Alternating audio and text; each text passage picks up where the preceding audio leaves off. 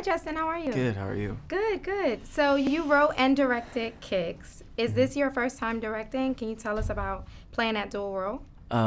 Yeah, it's my first feature as a director. I've worked on other scripts in the past, and I produced a movie called Lowriders with Universal and Blumhouse, like in the midst of all this. But it was my first feature, and I only had directed shorts before this. Well, congratulations, and visually it certainly was beautiful. I want to talk about, of course, the film was certainly uncomfortable to watch.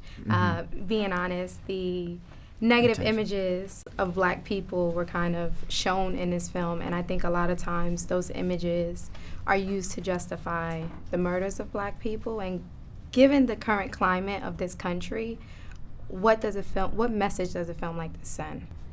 Well, I personally think it's really sad that people might associate, just because violence takes place in a community that America created, and these characters the kids in Kicks are born into a world like Richmond and Oakland that were created and socially and economically isolated from the world just from systemic racism. Like, that's a tragedy in and of itself.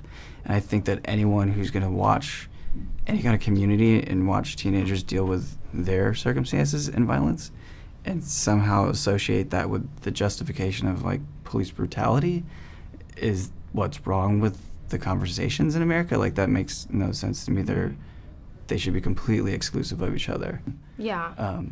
So I think, the reality is the film definitely is predominantly African American, and so I can't help but wonder if the characters in the film looked like you, would that change the narrative of the film? No, because this did happen to me. It did happen to me. And I could not go to my grandma's house because my uncle was running game. It was the same situation. But it's an important question and conversation to have, no matter what, because I think right now, especially in political climate and how we talk about things, is it cultural appropriation, or am I just co-opting like a lifestyle just to exploit it? And I knew, these might be questions I'd be asked, but I have cousins that are half Filipino, half black, half Filipino, half Mexican, and I can't deny the fact that I grew up in black culture too. Like, that's the history of America.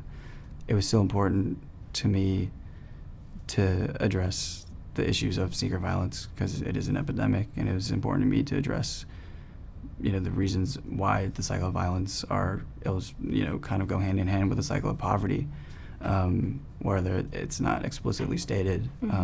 Those are themes that, underlying themes that I was trying to speak to, just the idea of masculinity and why it's taught the way it is to the youth.